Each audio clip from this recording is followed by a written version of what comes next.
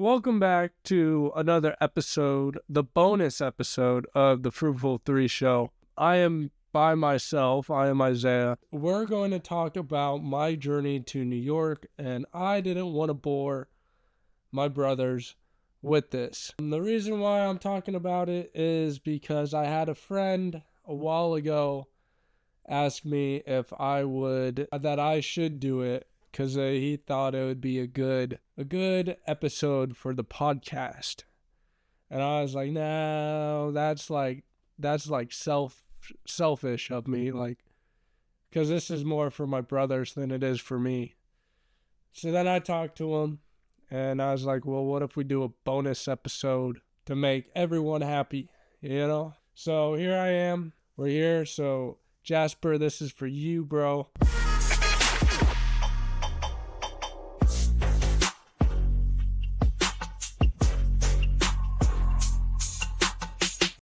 But before we start, merch. Hopefully, I'll have new merch coming out here soon.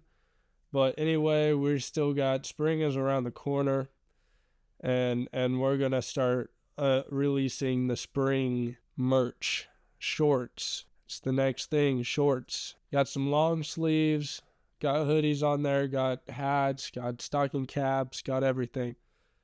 So anyway, that's all on the merch store at iceentertainment.net. Go check it out.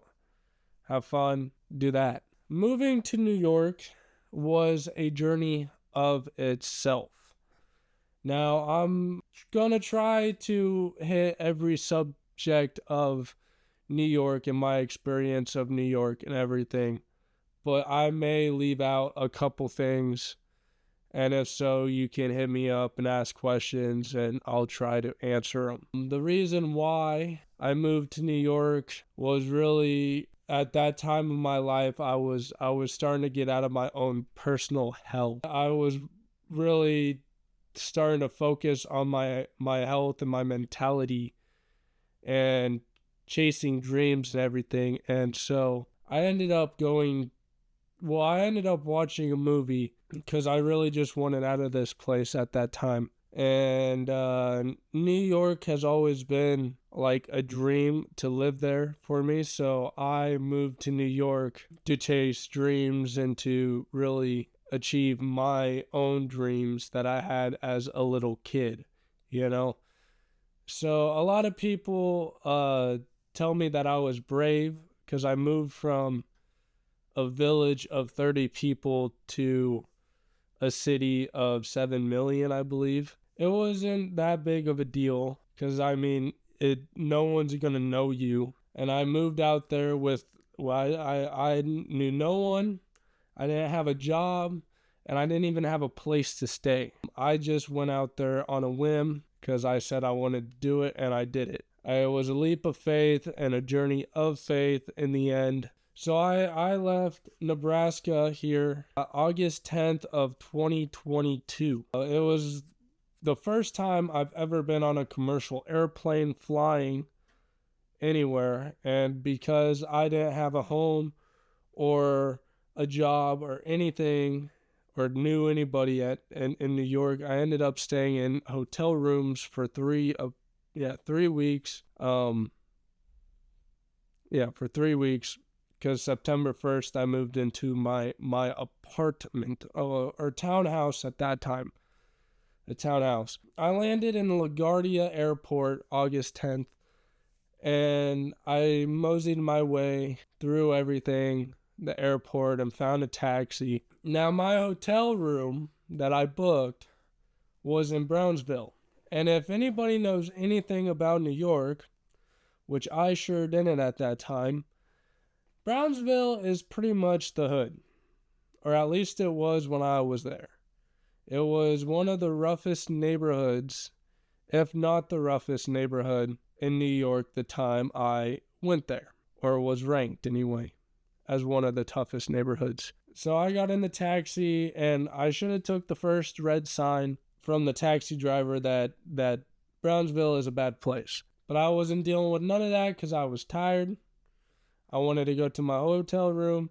I wanted to get some sleep, some shut-eye, because I was jet-lagged and everything else from flying for the first time on a commercial airplane. He hesitantly took me to Brownsville, and we drove through the hood, because I'm pretty sure he took a wrong turn. A lot of things going on, spray painting walls, fighting, all of it. It was kind of cool to see, because I took it as culture. I didn't think nothing of it as gang violence or nothing like that. I just saw it as culture, you know? So I get to the hotel room, or the hotel, and my taxi driver helped me get all my bags out. And as soon as I stepped out of the taxi, I got hit on by this lady. I don't exactly remember what she said. She was basically along the lines of finally a white boy, you know? The taxi driver was kind of scared being there, and he told me to get out of there as fast as I could, and wished me the best of luck. So I stayed in Brownsville for about a week, and at that time I was studying real estate. So I was mainly indoors studying real estate. But I would go out every time I'd go get food, and if I needed a break, I'd go take a walk or explore or something. And I noticed that there was always 2 cops on every corner. I don't know why, but there was 2 cops on every corner, and they always looked at me like, you shouldn't be here. Because, I'm wearing Nike everything at this point. It is what it is. But I met this really cool, next door to the hotel, there's a fish and chip or fish and something store. And the owner always was outside, and he's like, hey man, you gotta try some fish. And it's like, I don't really like fish. And he's like, dude, that's cool. We got other things on the menu. We got fried chicken. We got all that. I was like, yeah. And this dude was really cool, because he's like a Jay-Z looking type dude. He kind of sounded like Jay-Z, kind of talked like Jay-Z, and he looked like Jay-Z, but he wasn't Jay-Z. So I had some fish, and let me tell you that I'm not a big fan of fish, but whew, that's some good pullock that day. That's some good pullock. So I had interviews at that time, and then I went to a concert of Logic and Wiz Khalifa on my last night in Brownsville. That was also the same day I explored Times Square. I didn't get much exploring, because I was kind of on a time mission to get back to Brooklyn to go to the concert. So I went to the concert, had a great time. Logic and Wiz Khalifa, highly recommend to go to their concerts. Yeah, it was fun. So after that week, I decided I'm going to go to the financial district. So I spent about a week and a half, 2 weeks in the financial district, and it was a good old time. I did a lot of exploring, because I was only two blocks away from Wall Street, so I did a lot of exploring. That was the time I ended up getting my actual townhouse, signing the papers and everything, so I can move in September 1st. I went to Times Square. I went to Central Park at that time. I accidentally walked into the Ghostbusters building. That was crazy. Just went for a random walk and was on my way back to the hotel room, and bam, right there, Ghostbusters building. I'm like, how, bro, how? Also, I was close to the Twin Towers site, so I visited that. And down and around that, there's also the Men in Black building. So walked around Men in Black building. Battery Park was right there, so I'd always take a walk in Battery Park, and at the riverfront you could see Statue of Liberty, you could see Jersey, you could see Ellis Island, you could see all the beautiful stuff out there. So I always spent a lot of time by the water. And then after that, I went to the Lower East Side by Essen Street, which is by the Williamsburg Bridge, because that was the route I had to take to get to my townhouse. So I figured if I would get a hotel close to it, I could easily go back and forth, At that time, I also just explored, and I read a lot of books, because I was kind of tired of exploring. Mainly my body was exhausted from the workouts of walking everywhere. So I read a lot of books, and then finally and I don't think I did like real much exploring in that area, but finally September came. I go to my townhouse, I have a blast. It took me forever to get in because there's two buildings that are the exact same address. One's A and one's B, and they're kind of connected, but they're kind of not connected. One's in the alleyway-ish in the back, and the one's right here. And I was like, which one is it? Because my code worked for all of it. And so I was like, and I was really confused because they didn't have an actual like number on the door, you know? So I was like trying to find it, and luckily I called up the manager, whoever was in charge, and they helped me get into the actual place, and I found my room and all that fun stuff. I had 5 roommates at that time. I had Bridie, which was like a Jersey native. I had Bugs, which was, I believe, a Washington native, Washington State. I had Poppy, which was from England, and I had Paid or Patricia, which was from Germany, and then William, which I believe was Chicago native, or Illinois native, I should say. Most of them were college attenders or internship attenders, because overseas they give you a year to do an internship, and then you can go back to doing your classes and everything. It's kind of like a year break or whatever from college. But William was an actor, and I was just the guy. You know, still didn't have a job at this point. Had a couple interviews, but I was still waiting on results of the test, or waiting to take the test or something. But I had other interviews at like restaurants and stuff at that point, but to no end, I didn't get anywhere. So in the first week of living there, I ended up going to the opening of, I believe, MetLife Stadium is where the Jets play, watching the Jets versus Ravens. Ravens dominated that game, so very blessed. Didn't really do much. Met this guy, I believe his name was Tim. After the game, we shared an Uber and went back with a couple ladies to Manhattan, because MetLife Stadium is in Jersey, and the bus was taking forever, so we just got an Uber and split the bill, and Tim and I kind of hung out and ended up going to a strip bar that actually served food. Was not expecting it to be a strip bar. We just found a place on Google and was like, yeah, it looks like a cool place, and ended up there. So in that meantime, other than that, I just kept exploring and walking around New York and finding cool stuff. There wasn't really much going on, I believe, at that time. That game was the first time I ever rode a subway, so I guess that was pretty cool, going to the game. So during the months, so I didn't get a job until October, late October, around Halloween time-ish, mid-October. In between those times, I just kept exploring and chasing my personal dreams, which was music, trying to make music and release music, and started a YouTube channel, a personal one, doing baking videos because I was bored out of my mind. And a lot of like a mentality at that time kind of like got really dark, because, you know, it's starting to get colder, and I was kind of struggling trying to get a job and trying to make money, and because I didn't want to come back. Like I was dead set on not coming back to Nebraska.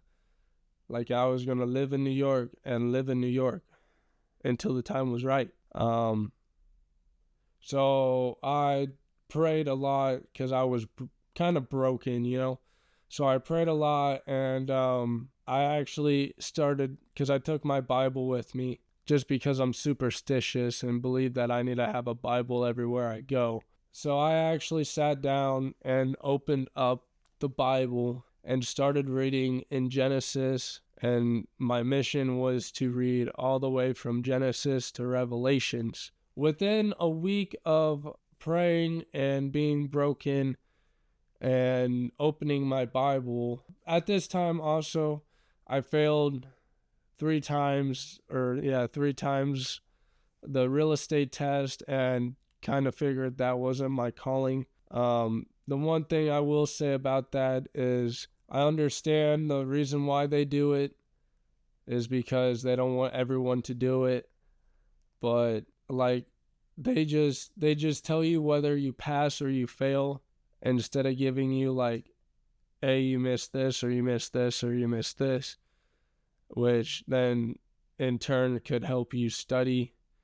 But it was a shot in the dark of you passed or you failed, and when you failed you had to figure out what you failed on, what questions you missed, and you couldn't take anything home from the testing site. So I even tried to create a study course on a piece of paper so I could go home and study it. They confiscated that. I was kind of upset because I was determined I was gonna pass, but they made sure that I was not going to pass. So I failed, so I was kind of down in the dumps a little bit about that because I thought for sure I could have that in the bag. That was like good money if I could have passed, but I guess it wasn't my calling. So I was real broken. So praying and I was still going to the gym and everything, trying to lift my mood. But at Noville, it kind of got bad, broken. So within the first week of opening the Bible, I finally got hit up by people that wanted to have a job interview. And at this time, let me just make this clear. I have put in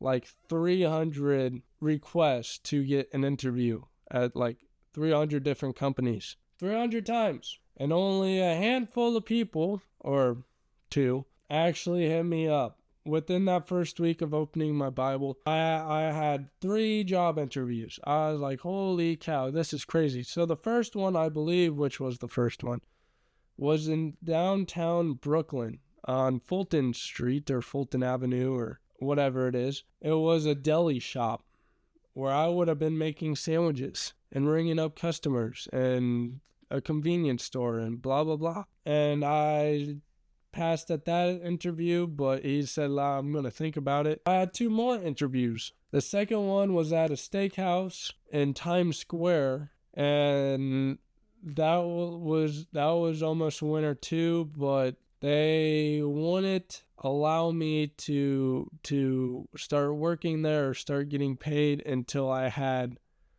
proper documentation of my existence, because I only had actual proof of my driver's license, and my birth certificate and social security was all paper copy and not an actual documentation from the government, so they could not allow me to work there. They probably got screwed over one time by immigrants.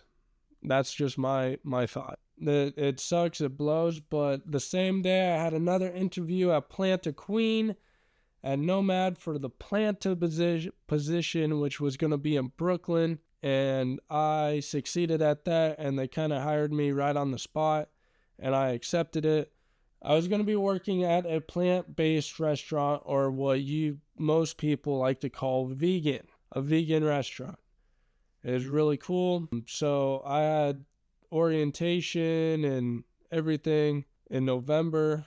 Planta was supposed to open in November in Brooklyn, but they got delayed and it got pushed back to February. So in the meantime, they're like, hey, we're allowing you to train at Planta Queen if you want and make some money. So I signed up for that. It was 3 times a week, $15 an hour. But hey, I was making money, so I didn't care. In that time frame of orientation and everything, I was kind of like on a budget because I was losing money quick from being unemployed for a long time. So I kind of was trying veganism and vegetarian.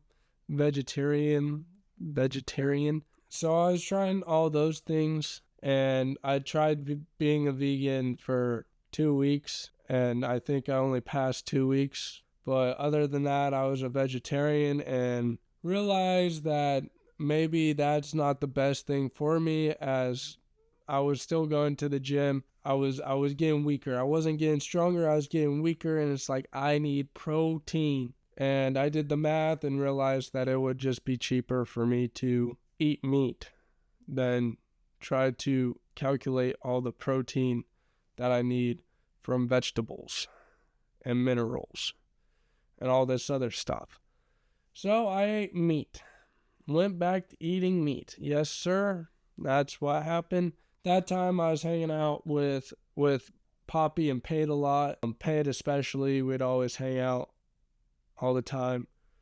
Just chill out, talk, have a good time. So Christmas starts to roll around, and I'm still training at Plant to Queen. I come home for Christmas vacation, and the next day after I get home, I get a phone call, and it's like, "Hey, it's your manager." I'm like, "It's like it's your manager." I'm like, "Okay, what's up?" And she was like, "We have an opening for you at Plant a Queen. We would really like you, but you can't tell nobody. This is only for you, because we have a position open. But the deal is you still got to work at Planta. Like when Brooklyn opens, you're moving to Brooklyn." I'm like, "All right, deal." And so I get back from Christmas vacation. I'm here in Nebraska, and I go back up there. And the first day I'm back, she's like, "Hey, someone threw up their shift. Take it." And I was like, "Okay, I'll take it." So I took it. Well, turns out that wasn't supposed to be done. So she gave me the option of like, either way, I'm getting a chewing because I messed up. And I was like, it happens. But she was like, "You can either take the test now or you can wait." So I took the test that night, and I barely passed. It's a menu test. So you gotta like tell people what's like. They'll give you random food on the that's on the menu, and you gotta tell them like the ingredients in it, or true and false, or like you just gotta know the ingredients. You gotta know the dishes. So. And then there's like bonus questions of locations and all this other cool stuff. So I barely passed, luckily. So I started making the big bucks that night. Well, the next night. Maybe that night. I don't know. So I was officially hired on to Plant a Queen. And then like a week or two later, the manager got fired because she messed up again, I guess. I don't know nothing about it. And that's when the power grab started to come in. So Plant a Queen, because I made a promise to the manager that got fired that I'd go to Brooklyn when Brooklyn opened. And I was going to stay true to that. But after I found out she was fired, and Plant a Queen managers were trying to get me to work for them and stay there. It just so happened that I kind of thought about it, and I was like, it's in Madison Square, Go to Brooklyn, yeah, you got traffic, but you don't have the traffic like you got in Madison Square. So I stuck with Plant a Queen, and I got a phone call from the other manager from Planta in Brooklyn, and he's like, "Hey, what's your decision? Like, I won't be mad. I know you made a promise, but like that was you and her, not with me." And I was like, "Yeah, I'll stick with Planta Queen. I just feel like that's a better situation for me and everything." And he's like, "All right, cool," and he was real cool about it. So I continued working in Madison Square. So this was winter, so really didn't do much during the winter months. It was kind of cold, kind of really cool though. Well, it didn't really snow that year in New York, so it was kind of sad because I love snow. but I hung out with friends and went to birthday parties and stuff. So at Plant a Queen, I met some celebrities. I met either Jessica Chastain or whatever. Yeah, I think it's Jessica Chastain from Interstellar. I believe that was her that I met. She came in and ate with her family to Plant a Queen. I'm pretty sure. I know I met Zoe Saldana, Gamora from Guardians of the Galaxy. And then I always have trouble saying his name, but he played in Breaking Bad. He played in the bad guy in Mandalorian in the first season. I believe it was the first season. It might have been the second season. He was in the Far Cry 6, or on the Far Cry 6 case. I believe it was Far Cry 6, Far Cry 5. I'm going to butcher his name, but Giancarlo Esposito. He was Moff Gideon in The Mandalorian. I met him. I met Ethan Hawke's. One of the first orders I ever did for a famous person was Shania Twain. A couple months before I started working at Plant a Queen, Tom Holland was in there, and I believe Zendaya was there with him. I kind of suck because I would have really liked to meet him, but it is what it is. A couple other celebrities, we had a lot of influencers, TikTok influencers, other smaller celebrities that I really didn't know their names. Some politicians I met, but yeah, that was all at Plant a Queen. So I'm glad I stayed at Plant a Queen because I wouldn't have got to meet them if I would have. And like when you're working in one of those situations, you got to keep your composure. You got to act professional. You can't be like, oh my goodness, and you can't be like, hey, can I take a picture? You got to, that's like the only downfall, but it is what it is. Like, at least I got to meet him, So around February, I started making friends with Christopher at that time. And at Planta, I quickly forced my way into a position where I could be lazy. I learned how to do the expo machine, which is really what the chefs do. The lead chef, they always sit at the expo and call out orders. And you go there, like you take the food out. Because I was a food runner. But I quickly learned the system, and when the chefs would get busy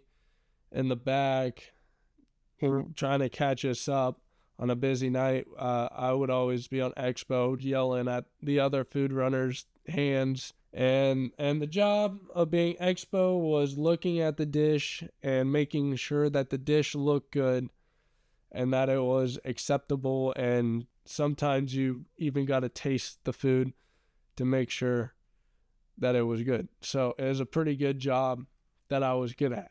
I even, one time, the CEO of Planta was there, and he was just standing behind the walkway where all the food runners work, and he was looking over my shoulder, and I was gonna take the salad out, right? A Caesar salad. It's supposed to look like a cone, kind of, and I forget what's on it, but it looked like less lettuce, and I was going to run it out, but the CEO was standing behind me. I'm like, oh, this dude already caught the mistake.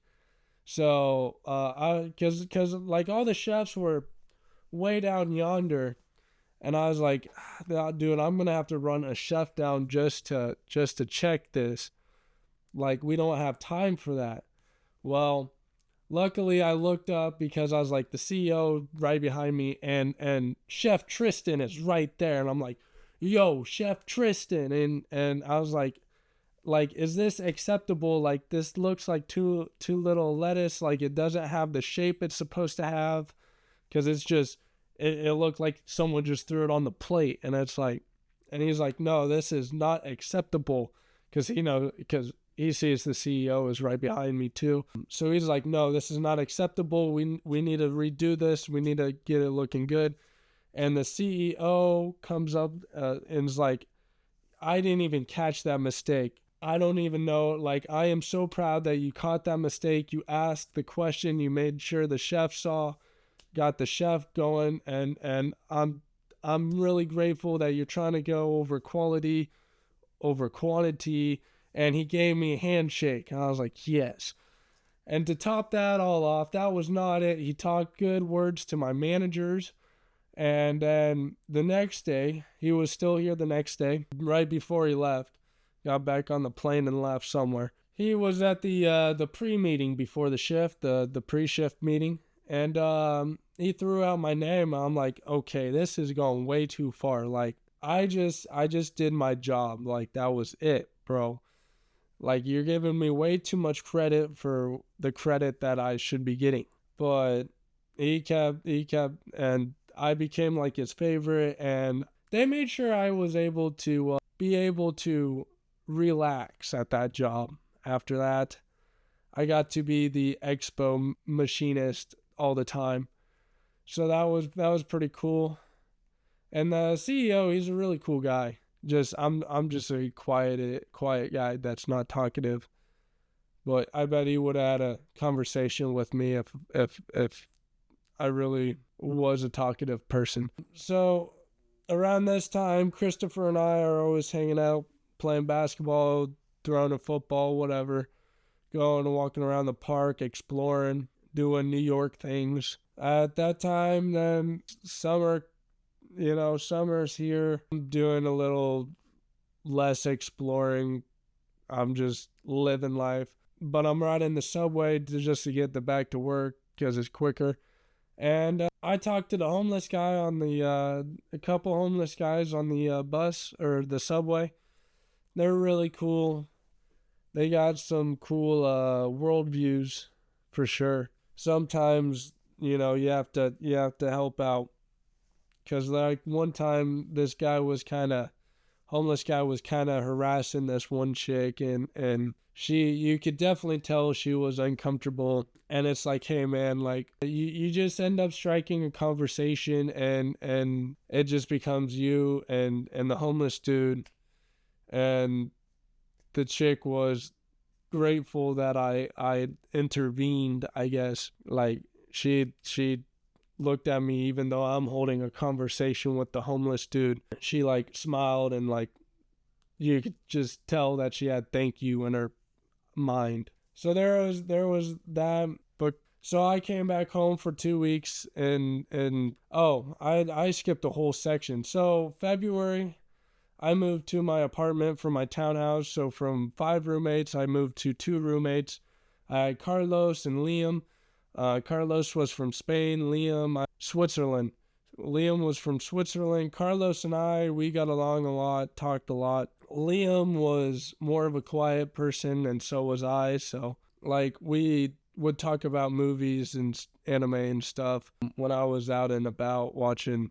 Like, if he was watching a movie or if I was watching a movie, we'd talk. But otherwise, we were cool, and I'd always see Liam at the gyms, and we'd always say hello to each other at the gym.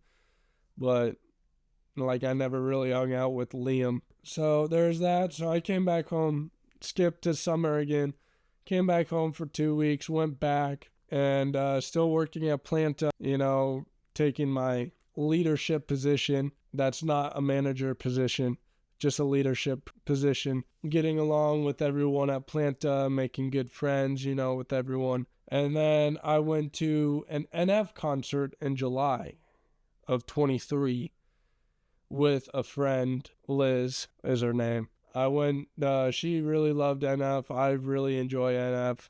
So, like, we met through Poppy. So I got a notification walking home one night saying, hey, NF is performing in New York. And I'm like, oh, yeah. It turned out to actually be Jersey. But I texted Liz, and she's like, dude, I want to go. And so we went. Like, we just went. Around June, I'm going to backtrack a little bit. So I was still pushing, trying to get my music going. So I actually released my first song on Spotify in June of 23. So that was cool. So back to July, we go to NF. Awesome. 10 out of 10. Recommend everyone to go to NF.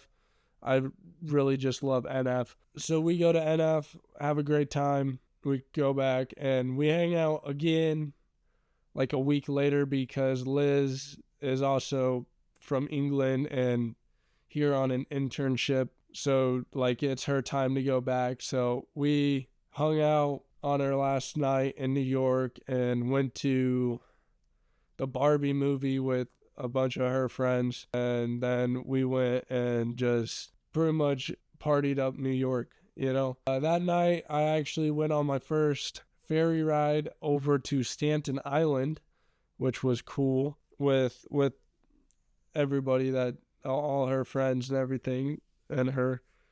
So that was cool. Explored Staten Island and then went back to New York, and that was at like 3 a.m. Yeah, it was a wild time. Around this time, I was really starting to get into like my faith and stuff, like because I was still reading the Bible and everything, and was really getting into my faith and felt the spiritual connection and everything. So in September, my cousin got married, so I flew out to Kansas City. Well, before that, I should say, at the end of August, my parents' business, their roof blew off on their business. It was kind of devastating for them. So when I went home to Kansas City, because I have a degree in construction, I was getting asked about a lot of the construction stuff from my dad and parents and stuff, and I was giving them the best I could. So I enjoyed my cousin's wedding and was going to fly back to New York from Kansas City, but my flight got canceled because of all the rain in New York over that weekend. And I was like, what is going on? So I ended up calling my parents like, hey, make a U-turn, pick me up. My flight got canceled. I don't want to be here. Like, I'll just transfer my flight to Omaha. So that's what I did. So I went home with the parents. Transferred my flight to Omaha. And while I was home, I saw the damage that was done to the business. And I helped out as much as I could. At that time, I picked out a lot of the insulation and stuff. And then I ended up going back to New York. Manager understood that I was like, hey, my flight got canceled. I don't know why. Like something about the rain and stuff. And he's like, it's not even raining that bad out here. I don't know why they canceled it. And I was like, I don't know either. I just know that they told me my flight is canceled. I went back out to New York, and I really pondered on like you know, because Mom was kind of struggling getting someone to redo her roof because of how old the building was and everything, and the insurance problems and everything else. So I kind of really like talked to God about it and asked if I should, you know, come back home and help her out or not. I ended up coming back home and to help out my parents from New York. So everyone I told Planta, and everyone at Planta was like, man, we're gonna miss you, like and begging me to stay. And it's like, bro, like my family needs me more, you know. So I ended up coming back home and helping out my parents in October. So I was there for a year and a little over a month, almost 2 months. So my experience of New York was actually really good, other than it didn't snow. And I love snow, and I wish it did snow. But I believe that like all the young people, why they go to New York is because like it's just the mindset. You know, I believe everybody should move away from their hometown for a little bit to really find their true self, because it's like it's a different mindset. Like here, I view it as more of a negative mindset, because it's like you got stuck by a system.